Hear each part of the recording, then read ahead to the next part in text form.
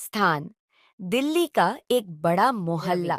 एक नटखट लड़का जो हर चीज में मजाक ढूंढता है। रवि की बचपन की दोस्त, गंभीर और समझदार। रवि और नीति पार्क में बैठकर बातें कर रहे थे। रवि ने कहा, नीति, मुझे एक शानदार आइडिया मिला है। मैं शादी के प्रपोजल के लिए एक खास योजना बना रहा हूँ। नीति हैरान होकर बोली, किसके लिए रवि? तेरी बहन के लिए। रवि ने चुटकी ली। नीति मुस्कुराई। तुझे तो सच्चाई में प्रपोज करना है।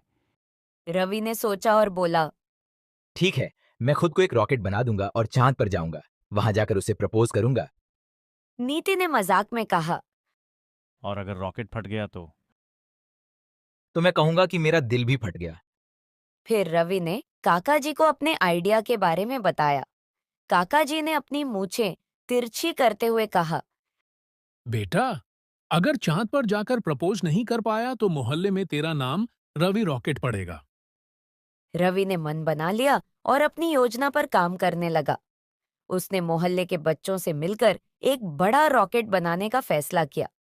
सब बच्चे उत्साहित हो गए। आखिरकार प्रपोजल का दिन आया। रवि ने सभी को बुलाया और अपने रॉकेट पर चढ़कर बोला, सुनो सब, मैं चांद पर जा रहा हूँ अपनी प्यार का इजहार करने। रवि ने रॉकेट की ओर इशारा किया। वह अचानक फट गया। बच्चों ने हंसते हुए कहा, रवि रॉकेट रॉकेट बनकर गिर गया। नीति हंसते हुए बोली, देखा, तेरा दिल भी फट गया। कहानी का संदेश: जिंदगी में कभी कभी मजाक और दोस्ती से भरी बातें भी दिल के करीब आ सकती हैं। गांव में एक गरीब किसान रामू अपनी पत्नी के साथ रहता था।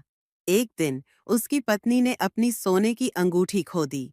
रामू ने गांव के हर कोने में उसे खोजा, पर अंगूठी नहीं मिली। एक बूढ़ा साधु वहां आया और रामू की चिंता देखी। उसने कहा, जो कुछ खो गया है वो तुम्हारे पास लौटेगा। रामू ने साधु की बात पर ध्यान नहीं दिया, लेकिन रात को उसने देखा कि उसकी पत्नी चुपचाप कहीं जा रही है। रामू ने पीछा किया और देखा कि वह जंगल में साधु के पास गई है। उसकी पत्नी ने साधु से कहा, मेरी अंगूठी मुझे वापस चाहिए।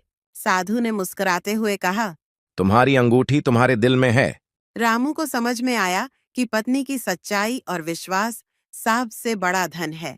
उसने अपने भीतर की खुशी को पहचान लिया। अगली सुबह उसकी पत्नी ने अचानक अंगूठी को घर के कोने में पाया। रामू ने उस दिन सीखा कि सच्चा सुख कभी खोता नहीं। इस घटना ने गांव वालों को यह सिखाया कि सच्ची खुशियों का स्रोत हमेशा हमारे भीतर होता है। दोस्तों, अगर आपको यह वीडियो अच्छा लगा तो कृपया लाइक और सब्सक्राइब जरूर करें। आपका समर्थन हमारे लिए बहुत महत्वपूर्ण है और इससे हमें और भी बेहतरीन सामग्री बनाने में मदद मिलेगी।